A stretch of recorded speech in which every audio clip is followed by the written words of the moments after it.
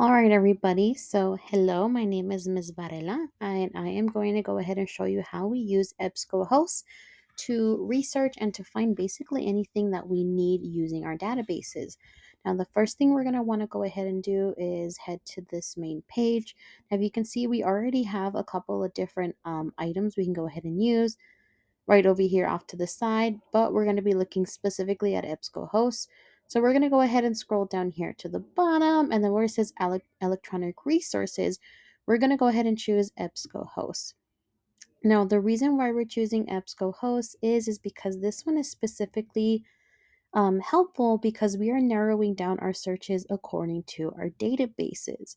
Now, if you look up here, it says choose a database. We have it alphabetized by the name of the database right here. You can either select all for a search or you can choose a specific one. Now, the great thing is that as you guys have the title right here, like this one, Academic Search Complete, there is a quick synopsis or a little bit of information on what this database is for. So, some databases are specifically going to be about certain things, such as Health Watch right here. This database focuses on holistic and integrated approaches in healthcare and wellness. So, we have dedicated databases for specific topics. Now, considering our topic is US and World War II, I'm just going to go ahead and use this one right here, the Academic Search Complete. If that's a database you want to use, you can go ahead and click this one. You can also click multiple databases. It doesn't have to be just the one, but you can click different ones. Now, if you're just going to be browsing around, I do suggest that you use something that is all general, kind of like this one. It's multidisciplinary, it talks about different topics. I would select something like that just if you're browsing trying to get in a topic idea. And then once you have a topic, you can go ahead and narrow down the base. But again, we're just browsing right now at the moment. So I'm going to go ahead and select this one, and then it's going to go ahead and take me to another page. Now, this is where I get all the search terms and as far as what I'm going to be applying in my search. So if you see right here, the top says searching academic search complete. You can choose another database, add another one if you would like, so we can choose the multiple. I'm just going to go ahead and stick to this one right here. Now, right here is you can use or enter any words to find books, journals, and more. This will kind of narrow it down by the keywords that you use in there. Now, this is our search modes right here. Now, the way we search for text greatly influences our results. So we want to make sure that we choose the right form of searching so that we get higher yields and our results. So we have here find all my search items, find any of my search items, smart text searching, which kind of comes up, and then we have the Boolean phrase right here. Now, if you notice, there's a little hint right here. So it gives you enter as much text for your search as you want, phrase, sentence, paragraph, even a whole page. We're not going to use that right now, but it is something helpful if you're trying to find something. We can also click right here, apply equivalent subjects, search for full text articles, and apply related words. So those are some great search options. Another thing we can go ahead and look down here is we can go ahead and limit our results. We can limit it by the number of pages, by the quick view images, whether they're full text or scholarly peer-reviewed journals. We can also go ahead and limit the publication date. So if you're doing something that requires you to really pay attention to that publication date, this is going to be a great way for you to go ahead and narrow down those searches. We also have it by publication types. We have periodical, newspaper. So if you're looking for something that is specific, then you're going to want to go ahead and use this for your searches. Now, also down here, we have the image and the quick view types. If there's an image, it does give you a little bit of a preview. So if you're looking for specific art pieces, you can narrow that down. If you're doing history and you're looking for graphs, you can also narrow that down here by those options. So great way to go ahead and get started. There's a lot of options to help you narrow things down.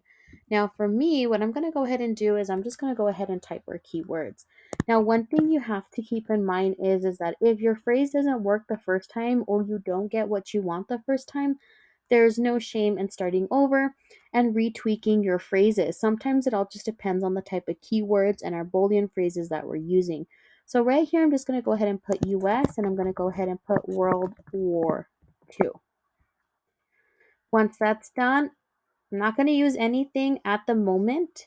So I'm just not going to put any limitations to it, but I'm just going to go ahead and hit search. And let's see what we get. All right.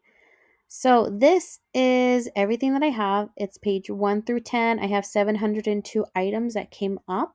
Now I can do the basic, the advanced, or I can look at my search history. So in case you find an article and you can't remember, the search history is available for you, and you can still at this moment go back and choose another database if you want.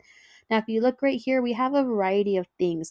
On the side, we have the title, we have find it full text, we have the citation for it and the title here, and we have the year it was published. We also have this little icon here telling me that it is an academic journal. Now, as far as we go down here, because we didn't limit the results, we also have video results here available to us as well too. Now, if you notice, some of the stuff that we have using our Boolean phrase doesn't really fit what we want. So if there isn't anything that you like here, then you can of course go back and change your searches to be specific with those Boolean phrases. Over here on the magnifying glass as well too, we can go ahead and give us a little bit of a preview of what this is. It also tells us whether we want to add it to our folder of saved resources, save it as a PDF to a cloud, or a full text PDF. We also have a subject and an abstract on here as well too. So this is a great way for you to also preview those texts before actually having to click on it. It'll help you filter things out. Another thing that will help you filter is looking over here by the source type. Now, again, we can still change that publication date right here. And what I'm going to go ahead and do is I'm going to go ahead and just limit here to scholarly or peer-reviewed journals. As you can see, it is updating. It's going to continue.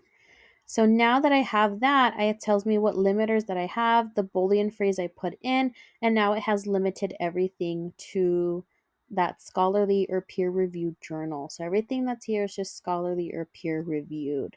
Now, if I want to put it even further, I can also limit it by academic journals, book reviews. So if I just, again, want academic journals, I can click on that and it's going to get rid of book reviews that might be on the subject, and it's just going to give me those articles that I can go ahead and read on my own. Now, let's say it's like an article that I have right here. I'm going to go ahead and click on it. It'll take me here. It'll tell me the document type. It'll tell me the author affiliations, the accession number, the author.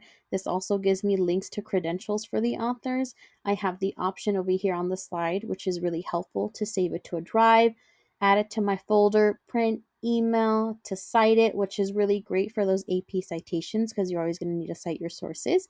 You can also export it, and you can create notes on here as well too. So once again, this is a really great resource. And once you really we have a general search, but once you have your topic, you can use those Boolean phrases to go ahead and limit down whatever it is that you like. So again, we're just browsing right now. So this is a great opportunity for you to see maybe something you like. Another great thing is that typically on the other side, it will tell you, the abstract. So again, this will give you a hint on what it is that you're exactly going to be reading in that article. Great for previewing your text so that you don't waste time reading entire journals that don't fit your topic. All right, well, that is it. And once again, I want to stress this. If you don't get great results the first time, go back and tweak your phrases. There's nothing wrong with tweaking your phrases. It's all a part of the research process. And I hope this helps you learn how to use EBSCO Host at least a little bit better. Of course, if you guys have any questions, feel free to let your librarian know. We'd be more than happy to help you.